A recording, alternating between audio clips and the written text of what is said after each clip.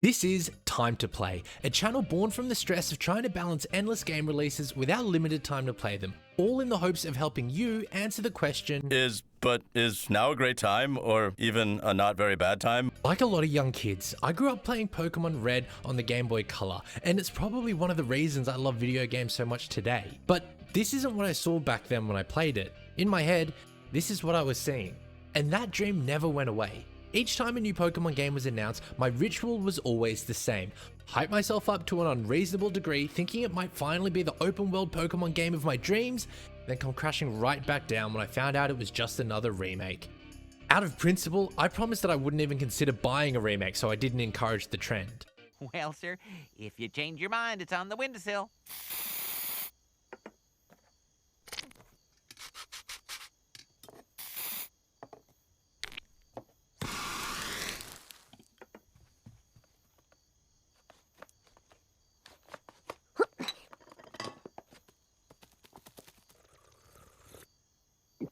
Oh my god. Okay, look, whatever. Either way, as console generations came and went, it became clear that Game Freak weren't limited by the technology of their time as much as they just didn't seem interested in changing their own formula. That was at least until the 27th of February 2021, when they created a frenzy across the entire Pokemon community. Development is in full swing at Game Freak, with the aim to deliver a gaming experience that breaks new ground for the Pokemon series. Oh my god! Okay, it's happening! Everybody stay calm! What's the Everybody procedure, stay calm. everyone? What's the procedure? Stay calm! Holy moly. Yeah, baby! That's what I've been waiting for! Dear God, it's beautiful. But now it's finally here, and I'm sure the only thing you want to know is it good? Well, now I've finished the game, I can tell you, it's different. Good? Different? Nobody likes change. And there are two big changes, to be specific. For these changes to actually make sense, we need to talk about the setting first. This game takes place before any other Pokemon game that's been officially released, and it puts you in a land and time before people and Pokemon coexisted. That means anytime you parade back into town with all your new Pokemon, the villagers are gonna react accordingly. Check it out.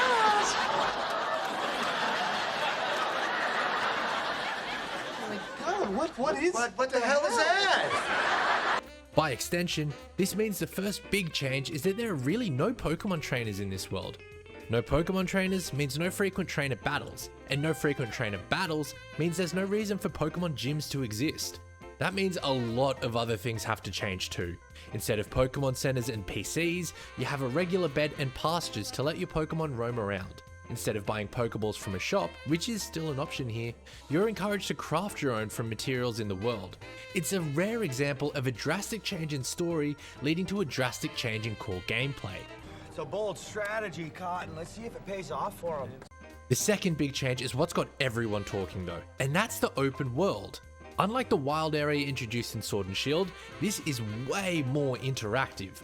When it comes to catching Pokemon, you have a range of different ways to be able to do that. If you want to make a Pokemon weaker first to improve your chances, just choose the Pokemon you want to use in battle, throw it near the wild Pokemon and start fighting. If you want to try your luck by sneaking up on it or distracting it with some food instead, then that'll work just as well. The game does try to teach you a few strategies to help, but I always found the direct approach to be the most successful. Okay. We may only get one chance to catch this thing, so we have to play it smart. You two flank the left, I'll flank the right. Andy will come in.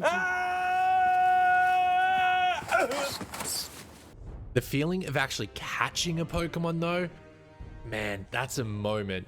I know Pokemon and God of War get compared all the time, but it was the same feeling that I had the first time I threw and summoned Kratos' axe back. It felt amazing. The sound of the Pokeball opening, the rumble of the controller, the flash of light on the screen, everything added together to be exactly what I dreamed it would be in that moment. And thank God they got it right, because the moment you catch your first Pokemon, the game basically just says to you, So you like donuts, eh? Well, have all the donuts in the world!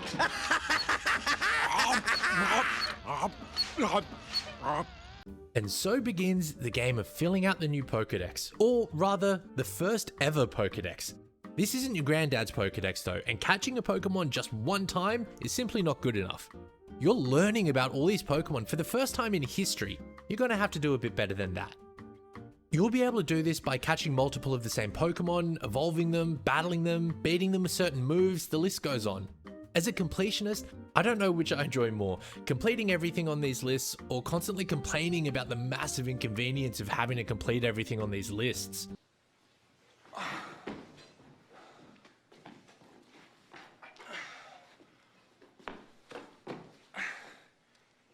You know what? I love them both equally.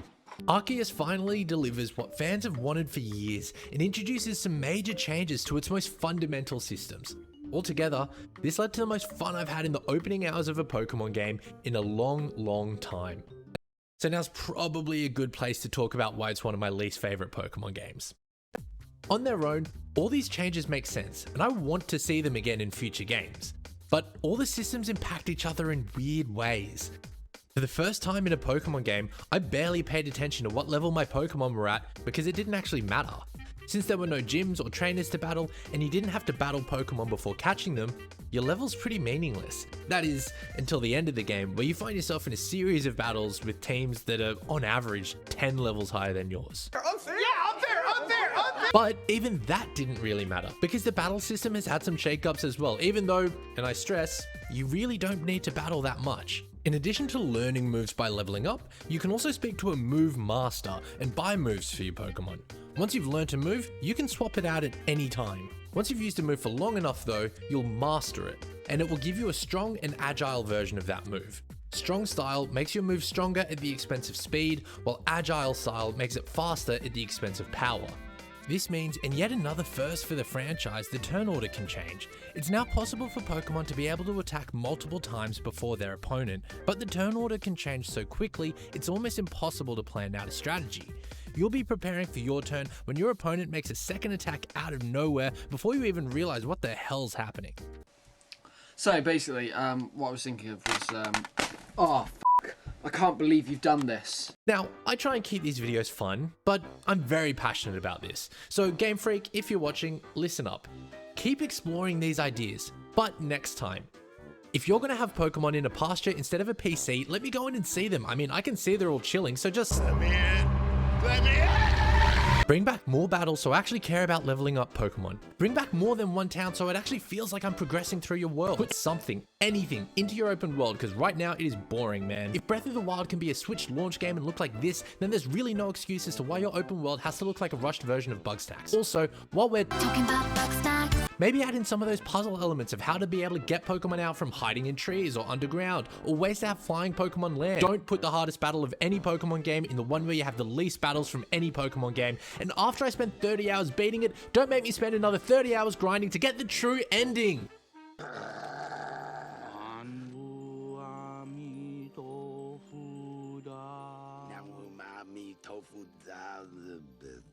Feel better?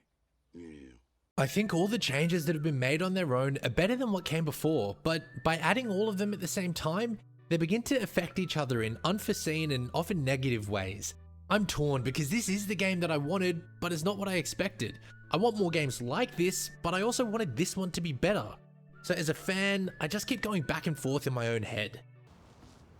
We are not mad, we are just disappointed. No, we are mad. Yes, we are. We are livid, but we are going to let this one slide. Thank you. We're not. And this is what I've landed on. There have always been two audiences that Pokemon has attracted.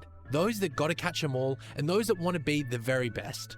I fall into the gotta catch 'em all category, so a game where I can catch every Pokemon without needing to trade at all is great. But even for me, the repetition became too much after the first 20 or so hours, and I found it a push to get to the credits, and an even bigger push to get through the substantial endgame. For the audience that wants to optimize their teams, farm IVs, and play for the challenge, I think this will be largely unsatisfying, and you might find yourself just wanting to go back to the old games. So is it worth your limited time? If your love is for the battle and challenge more than the catching and collecting elements, then the short answer is no. If you love the collecting side, or you just want to experience a fully 3D Pokemon game, then the first 15 to 20 hours are an absolute blast, and if that's enough value for the asking price for you, then great. While I don't think it's the Pokemon game we've been waiting for just yet, This is the biggest step in that direction, and I do feel confident that if they stay the course, we aren't far off from having it. Maybe you think differently. Drop your thoughts in the comments. I'm really interested to see what everyone thought after playing this one. If you enjoyed this, I have another series looking at if it's too late to play other classic games, so why don't you check that out? Subscribe for new videos every week, and I'll see you in the next one.